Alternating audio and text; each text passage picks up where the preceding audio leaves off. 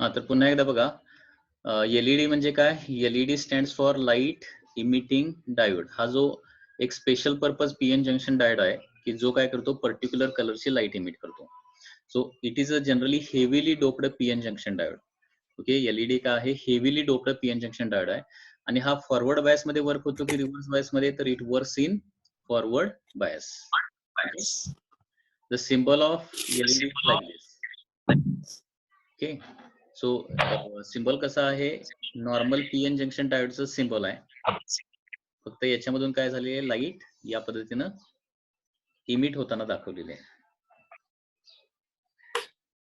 Okay, now construction of LED कसं आहे लक्षात घ्या. Construction,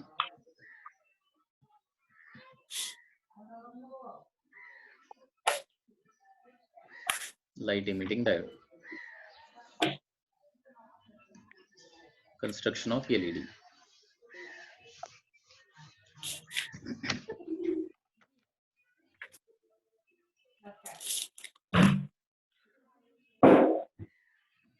Construction is like this. It is basically N-type semiconductor. Okay, हा जो आहे तो बेसिकली काय असणार आहे? N-type semiconductor असणार आहे, on which a very small layer of P-type is produced. Okay, हा जो रिजन आहे वरचा एवढा सेमी सर्क्युलर रिजन, तो काय आहे? पी टाइप आहे. Okay, so LED is basically once again N-type semiconductor on which a very small layer of P-type is produced, so that once again PN junction is near the top surface. म्हणजे पुन्हा एकदा PN junction जो आहे तो top सरफेसला असणार आहे. After that, metal is deposited over the bottom surface. Metal जे आहे ते बॉटम सरफेसला डिपॉझिट केलेलं आहे to produce electrical connectivity. Okay, and also electrical contact is provided with the P region like this.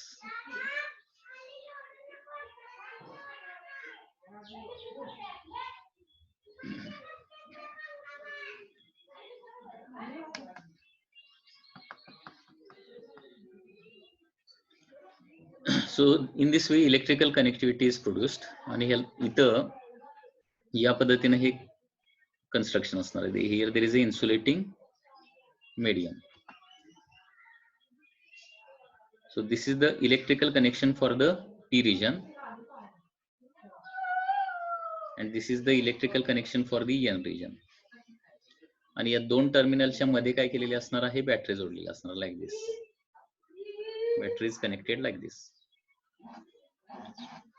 Okay, so P is connected to positive terminal and N is connected to the negative terminal. So this is the construction of the light emitting diode.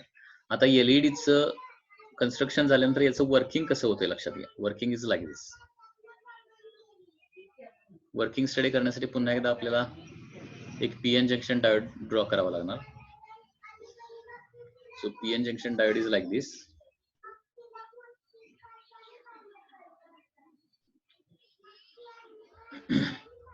किंवा previous diagram मध्ये तुम्हाला दाखवतो working कसं होतंय. आता एलईडीच्या working साठी काय करावं लागतो? हा एलईडी जो आहे तो फॉरवर्ड बायस मध्ये जोडला जातो. आता फॉरवर्ड बायस मुळे काय होणार आहे? तिथला बॅरियर पोटेन्शियल डिप्लेशन लेअर जो आहे तो कॅन्सल होणार आहे.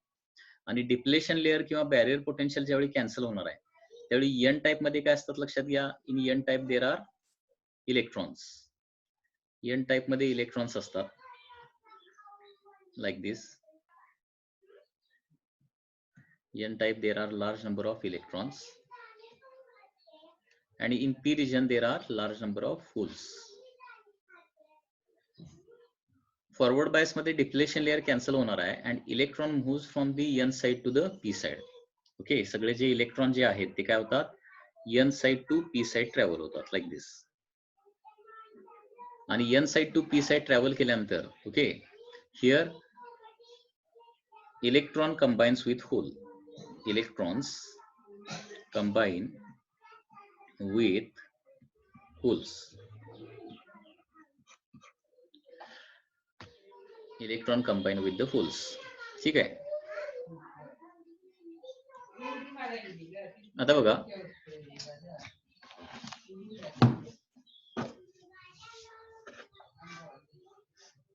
एनर्जी बँड डायग्राम तुम्ही जर ड्रॉ केली तर एनर्जी बँड डायग्राम या पद्धतीने आहे. This is the energy band diagram.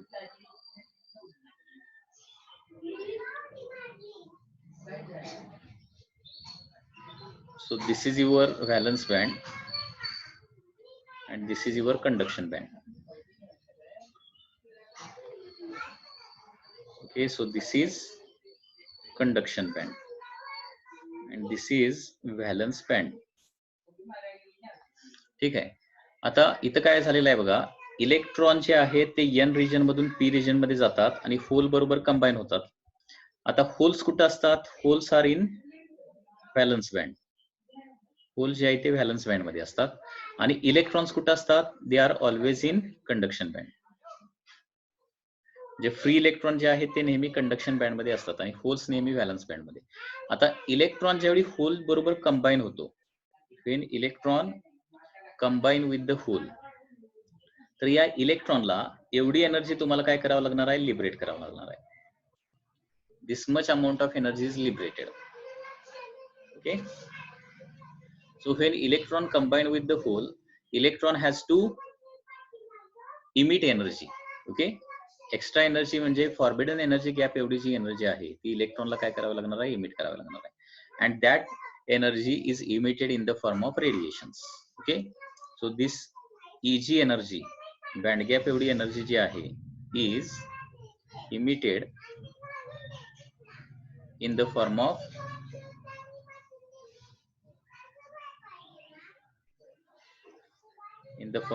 radiations.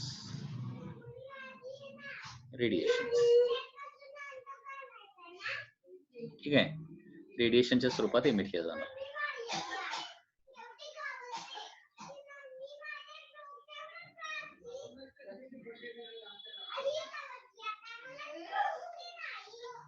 Okay, आता normally silicon PN junction diode जर असेल तर फॉरबिडन एनर्जी गॅप सिलिकॉन साठी किती असतो? 1.1 electron volt. Okay, for silicon forbidden energy gap is 1.1 electron volt. आणि जर्मेनियमला किती आहे फॉरबिडन एनर्जी गॅप किंवा बँड गॅप किती आहे? It is 0.7 electron volt. म्हणजे सिलिकॉनचा एलईडी तयार केला किंवा जर्मेनियमचा एलईडी तयार केला तर किती वेव्हलेंथ इमिट होणार बघा, किती वेव्हलेंथ इमिट होणार? तर सिलिकॉनचा असेल तर 12,400 डिवायडेड बाय 1.1 किंवा 12,400 डिवायडेड बाय 0.7 म्हणजे साधारणपणे हे किती येणार आहे? 12,000 अँगस्ट्रॉम येणार आणि हे अप्रॉक्सिमेटली 18,000च्या आसपास अँगस्ट्रॉम.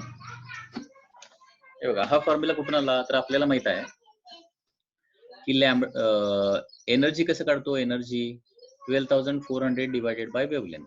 तसं वेव्हलेंथ कसं फाइंड आउट करणार आहे? 12,400 divided by energy. 12,400 divided by energy. So सिलिकॉनचा जर एलईडी असेल आणि इलेक्ट्रॉन होल कॉम्बिनेशन झालं, मी काय सांगतोय पुन्हा एकदा लक्षात घ्या. सिलिकॉनचा एलईडी असेल आणि इलेक्ट्रॉन होल कॉम्बिनेशन झालं तर 1.1 इलेक्ट्रॉन होल्ट एवढी एनर्जी लिबरेट होणार. म्हणजे किती वेव्हलेंथचे रेडिएशन बाहेर इमिट होणार? 12,000 अँगस्ट्रॉमचे. आणि जर्मेनियमचा आपण एलईडी जर तयार केला, जर्मेनियमचा एलईडी, तर ते इलेक्ट्रॉन होल कॉम्बिनेशन मध्ये किती एनर्जी लिबरेट होणार? 0.7 इलेक्ट्रॉन होल्ट एवढी एनर्जी रिलीज होणार. म्हणजे किती वेव्हलेंथचे रेडिएशन इमिट होणार? 18,000 अँगस्ट्रॉमचे रेडिएशन इमिट होतात. ओके, आता हे 12,000 किंवा 18,000 जे आहे ते आपल्याला फिजिबल आहेत का? नाहीये फिजिबल. आपल्याला फिजिबल लाईट कुठली आहे? 4,000 अँगस्ट्रॉम टू 7,500 अँगस्ट्रॉम हे आपलं काय आहे? फिजिबल रिजन आहे. म्हणजे या वेव्हलेंथच फक्त आपल्याला काय आहेत? फिजिबल आहेत किंवा दिसू शकतात. ठीक आहे, हा जो रिजन आहे ते कुठला आहे? Infrared region, IR region. आणि इन्फ्रारेड रेडिएशन आपल्याला दिसत नाही. त्याच्यामुळे आपल्याला अशा प्रकारे मटेरियल यूज करावं लागेल की जेणेकरून आपल्याला या रिजन मधल्या काय होतील? वेव्हज बाहेर पडतील. म्हणजे फॉर एक्झाम्पल 6, आता फॉर एक्झाम्पल येलो कलरचा एलईडी आपल्याला पाहिजे. येलो कलरची लाईट इमिट करणारा एलईडी पाहिजे. येलो कलरची वेव्हलेंथ साधारणपणे किती असते? 6000 अँगस्ट्रॉम. आता 6000 अँगस्ट्रॉम म्हणजे किती बँड गॅप येणार बघा? 6000 अँगस्ट्रॉम म्हणजे 12,400 divided bye 6000.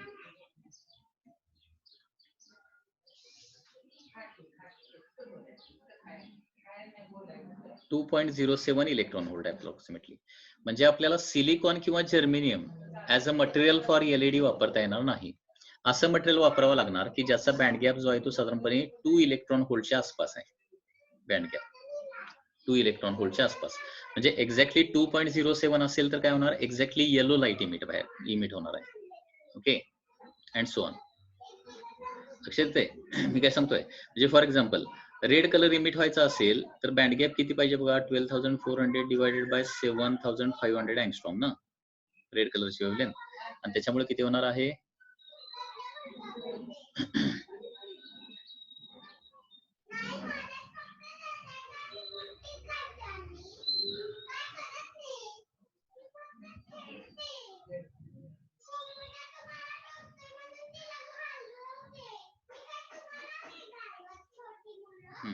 1.65 electron volt.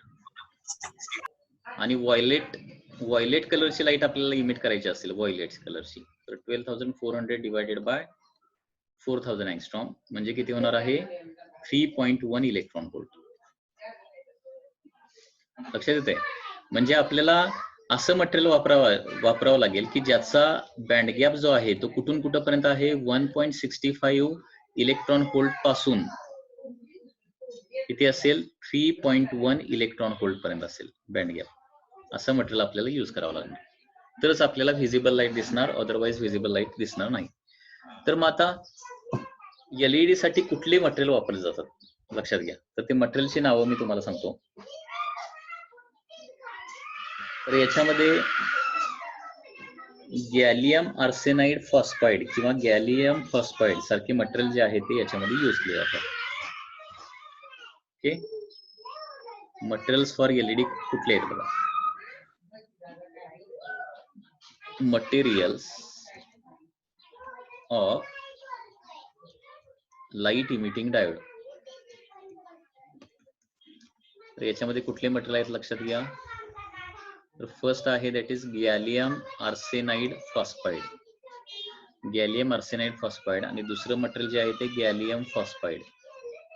Okay, gallium phosphide, gallium arsenide phosphide और गॅलियम फॉस्फाईड यासारखे मटेरियल यूज केले जातात. Okay, so for example gallium arsenide phosphide जे आहे ते रेड और येलो लाईट चे एलईडी प्रोड्यूस करण्यासाठी वापरलं जातं गॅलियम आर्सेनाइड फॉस्फाईड. तर त्याच्यामध्ये आर्सेनाइड आणि फॉस्फाईडचं प्रमाण जे आहे ते कमी जास्त केलं की तुम्हाला रेड किंवा येलो कलर मिळणार आहे. आणि गॅलियम फॉस्फाईड हे मटेरियल आपण रेड किंवा ग्रीन कलर साठी वापरू शकतो. रेड और ग्रीन कलर म्हणजे त्यांचं प्रोपोर्शन कमी जास्त केलं तर आपल्याला डिफरंट बँड गॅप मिळतो. आणि बँड गॅप डिफरंट मिळाला की आपल्याला डिफरंट कलर मिळणार आहे. ठीक आहे. गॅलियम आर्सेनाइड फॉस्फाईड, तर त्याच्यामध्ये आर्सेनाइड फॉस्फाईडचं प्रपोर्शन जे आहे, अमाऊंट आहे, ते कमी जास्त केलं की इजी तुमचा चेंज होतो. आणि त्या इजी नुसार कुठले कलर इतर इमिट होऊ शकतात? रेड किंवा येलो कलर. आणि गॅलियम फॉस्फाईड जर घेतलं मटेरियल आणि त्याच्यामध्ये पण थोडंसं मटेरियलचं पर्सेंटेज जे आहे ते कमी जास्त केलं तर तुम्हाला रेड किंवा ग्रीन कलरची लाईट जी आहे ती बाहेर पडताना तुम्हाला दिसणार आहे. तर या पद्धतीनं लाईट इमिटिंग डायोडचा पार्ट आहे, लक्षात घ्या. तर पुन्हा एकदा जस्ट रिव्हिजन करतोय. LED stands for light emitting diode. लक्षात घ्या, एलईडी म्हणजे काय? Light emitting diode. एलईडी म्हणजे काय असतो? लाईटली डोप्ड का heavily doped PN junction diode असतो. तर जनरली हा heavily doped PN junction diode असतो. ओके,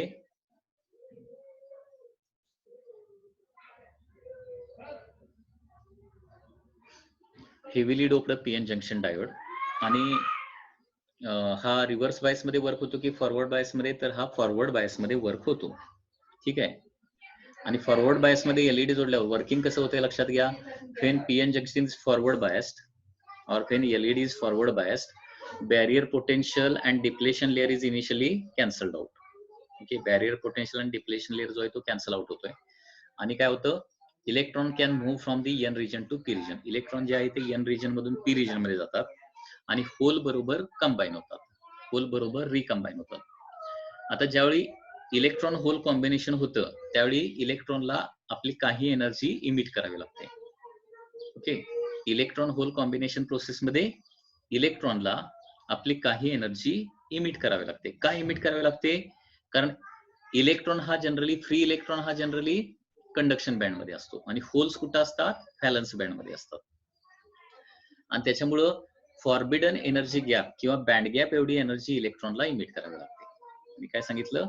बँड गॅप एवढी एनर्जी जी आहे ती इलेक्ट्रॉनला इमिट करावी लागणार आहे. आता त्याच्यामध्ये ही गोष्ट मी तुम्हाला सांगितली की सिलिकॉन किंवा जर्मेनियम जर वापरला आपण एलईडी साठी तर तिथं देखील लाईट इमिट होणार आहे, परंतु कुठली लाईट इमिट होणार आहे? इन्फ्रारेड लाईट इमिट होते. ओके, कारण 10,000 अँगस्ट्रॉम जे आहे ती काय होणार आहे? इन्फ्रारेड रिजन मध्ये येणार, 10,000 किंवा त्याच्या पुढची वेव्हलेंथ. त्याच्यामुळे इन्फ्रारेड लाईट इमिट होणार आहे गॅलियम आणि सिलिकॉन आणि जर्मेनियम वापरला तर. आणि पर्टिक्युलर कलरची लाईट आपल्याला इमिट करायची असेल तर साधारणपणे बँड गॅप जो आहे तो 2 इलेक्ट्रॉन होल्ड, 2 to 3 इलेक्ट्रॉन होल्डच्या आसपास असला पाहिजे.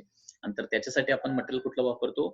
गॅलियम आर्सेनाइड फॉस्फाईड किंवा गॅलियम फॉस्फाईड नावाचं मटेरियल वापरतो. ओके, गॅलियम आर्सेनाइड फॉस्फाईड किंवा गॅलियम फॉस्फाईड. आणि त्यांचं प्रपोर्शन जे आहे ते कमी जास्त केल्यानंतर आपल्याला रेड किंवा येलो कलरची किंवा ग्रीन कलरची लाईट जी आहे ती आपल्याला इमिट करता येते. Next, Phi characteristic of the LED. Phi, voltage current characteristic of light emitting diode LED. तर हे कॅरेक्टरिस्टिक कसं येणार बघा.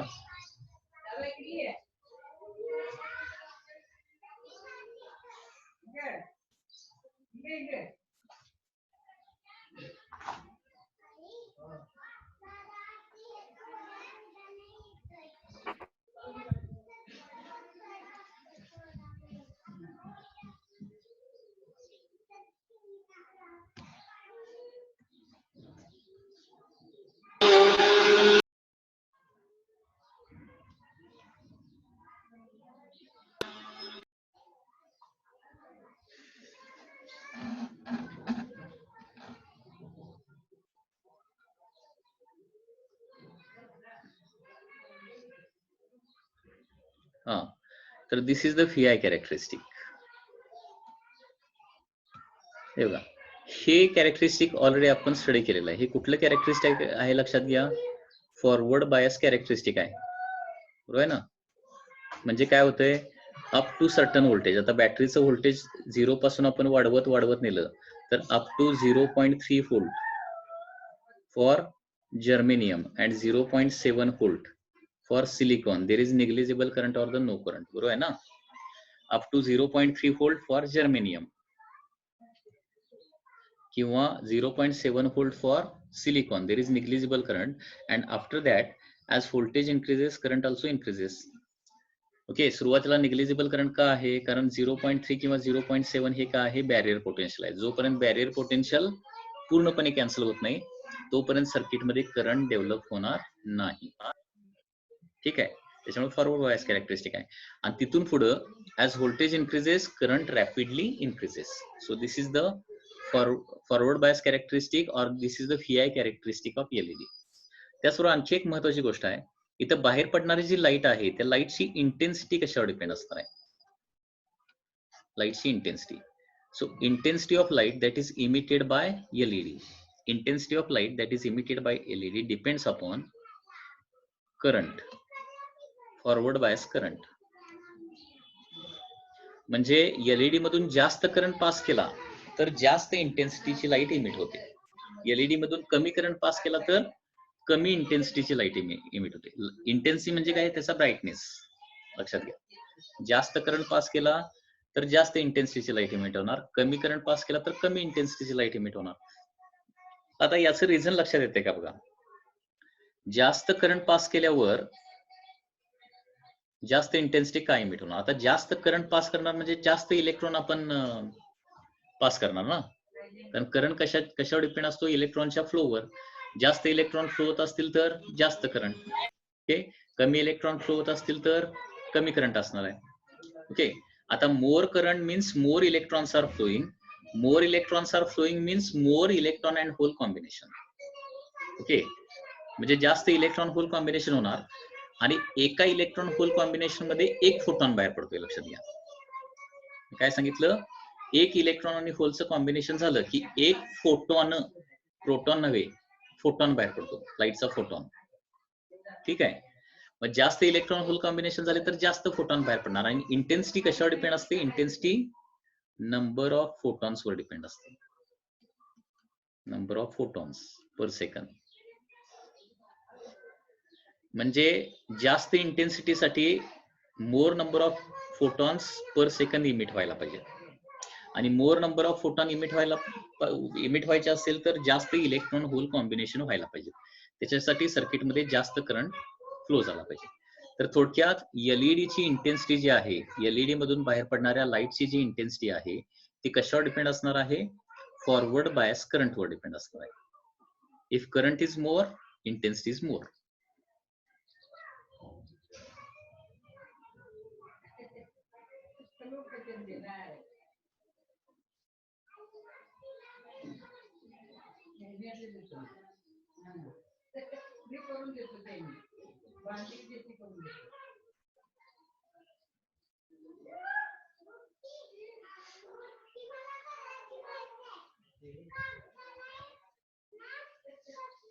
आता काही एलईडी असे आहेत की ज्याच्यामध्ये एका वेळी 2-2 कलर आपल्याला दिसतात, म्हणजे कलर चेंज होताना दिसतो. तर त्याच्यामध्ये मटेरियलचं एका ठिकाणी 2-2 मटेरियल जे आहे ते बसवलेले असतात एलईडीच्या आतमध्ये.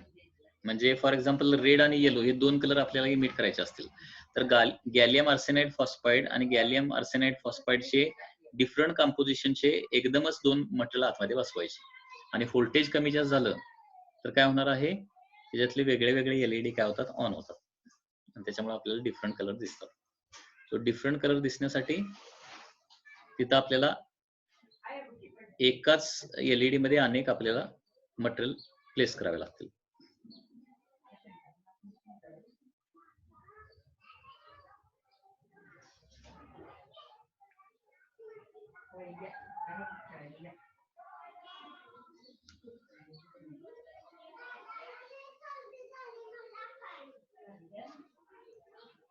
ठीक आहे. तर हा पार्ट आहे एलईडीचा. आता एलईडी अनेक ठिकाणी यूज केला जातो. कुठं कुठं यूज केला जातो, सगळे जे इंडिकेटर्स आहेत इलेक्ट्रॉनिक इक्विपमेंट मध्ये इंडिकेटर दाखवले जातात, म्हणजे ऑन आहे का ऑफ आहे, किंवा पर्टिक्युलर स्टेट इंडिकेट करण्यासाठी काही इंडिकेटरचे छोटे छोटे बल्ब असतात, त्याला आपण एलईडी म्हणतो, लक्षात घ्या. किंवा एलईडी टीव्ही बघितलेला असेल की ज्याच्यामध्ये लॅक्स ऑफ काय असतात, छोटे छोटे एलईडी असतात, ओके.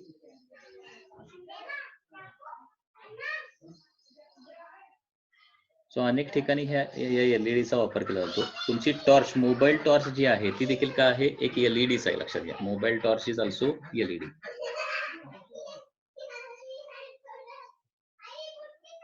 तर या पद्धतीनं हा एलईडीचा पार्ट आहे. Next we are going to study the 7 segment display. 7 segment display आपल्याला स्टडी करायचं.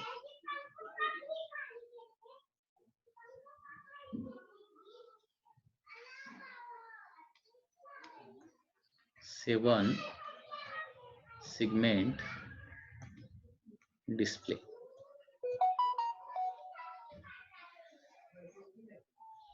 सेवन सेगमेंट डिस्प्ले. आता 7 सेगमेंट डिस्प्ले म्हणजे काय आहे, it is application of LED.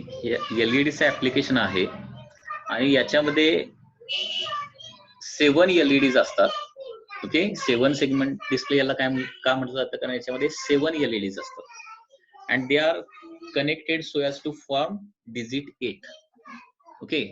8 हा नंबर 8 हा नंबर ओके फॉर्म होईल अशा प्रकारे 7 एलईडी जे आहेत ते अरेंज केलेले असतात. म्हणजे एक्झाम्पल लक्षात घ्या कसं आहे ना. So this is the first LED. This is the first LED. This is second LED. This is third LED. This is fourth LED. Okay, next LED number 5 like this. LED number 6 and LED number 8. No, sorry, 7. Okay, so there are like this 7 LEDs. 7 LED place केलेले आहेत. LED ची नाव कुठले आहे बघा. हा LED A आहे.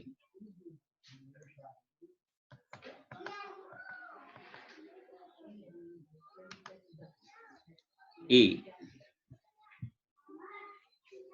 B, C, D, E, F आणि मिडलचा LED जो आहे तो एलईडी जी आहे. ओके, तर अशा प्रकारे 7 सेगमेंट डिस्प्ले मध्ये 7 एलईडीज असतात and they are arranged so as to form digit 8 digit form होईल अशा प्रकारे हे 7 एलईडीज जोडलेले असतात. ठीक आहे. आता याच्यातले नंबर ऑफ एलईडीज ऑन किंवा ऑफ करून आपल्याला सगळे डिजिट प्रोड्यूस करता येतात. म्हणजे फॉर एक्झाम्पल नंबर 1 आपल्याला जर प्रोड्यूस करायचं असेल तर काय केलं जातं, फक्त बी अँड सी ऑन केलं जातं. ओके, म्हणजे 1 डिजिट प्रोड्यूस 1 आपल्याला प्रोड्यूस करायचं असेल तर काय करावं लागेल, बी आणि सी फक्त ऑन करावे लागतील. ठीक आहे. नंबर 2 प्रोड्यूस करायचं असेल तर A B G ED on करावं लागेल. ए बी ओके, ए नंतर बी, त्याच्यानंतर जी ई आणि लास्ट कुठला आहे दॅट इज, या पद्धतीने हे जे डिजिट आहे ते ऑन केल्यानंतर नंबर 2 तयार होणार आहे and so on. Number 3 produce करायचं असेल तर कुठले डिजिट्स कुठले एलईडीज ऑन करावे लागतील. नंबर 3 प्रोड्यूस करायचं असेल तर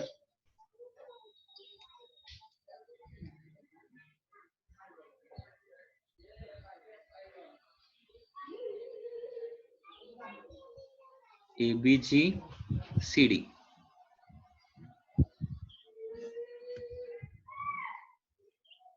correct.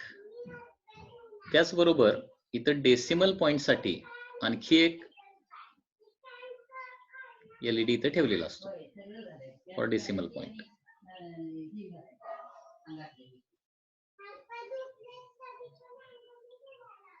One more LED is placed there for decimal point. Okay, so this is called as 7 segment display. याला 7 segment display असं म्हटलं जातं. आणि असे अनेक 7 सेगमेंट डिस्प्ले जे आहेत ते वन आफ्टर अनदर अरेंज करून आपण काय करू शकतो, असे अनेक 7 segment display one after another arrange करून आपण अल्फा न्यूमरिक डिस्प्ले तयार करू शकतो. ओके, काय तयार करू शकतो, alpha numeric display. Alpha numeric display म्हणजे कॅल्क्युलेटर मध्ये जो असतो अल्फा न्यूमरिक डिस्प्ले.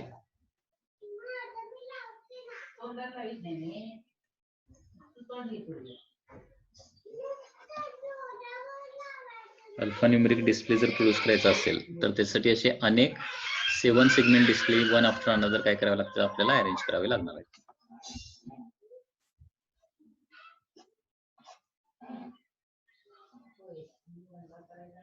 ओके, तर पुन्हा एकदा बघा 7 सेगमेंट डिस्प्ले म्हणजे काय असतं, याच्यामध्ये 7 एलईडीज असतात आणि हे 7 एलईडी कशा प्रकारे अरेंज केलेले आहेत, so as to form digit 8. Okay, आणि याच्यामध्ये नंबर ऑफ एलईडीज जे आहेत ABCD EFG या लेटरनं डिनोट केले जातात आणि हा सिक्वेन्स हा नेहमी या पद्धतीनेच असतो. फॉर एक्झाम्पल नंबर 5 आपल्याला जर प्रोड्यूस करायचा असेल तर B अँड E आपल्याला ऑफ ठेवावे लागतील आणि बाकीचे सगळे ऑन करावे लागतील. ठीक आहे. आणि या 7 एलईडी व्यतिरिक्त आणखी काय केलेलं असतं, डेसिमल पॉइंट साठी आणखी एक एलईडी तिथे यूज केला जातो. आणि असे 7 segment display one after another जोडल्यानंतर आपल्याला काय मिळणार आहे, अल्फा न्यूमरिक डिस्प्ले मिळणार आहे. अल्फा न्यूमरिक डिस्प्ले म्हणजे काय, कॅल्क्युलेटरचा जो डिस्प्ले असतो तो डिस्प्ले आपल्याला मिळणार आहे.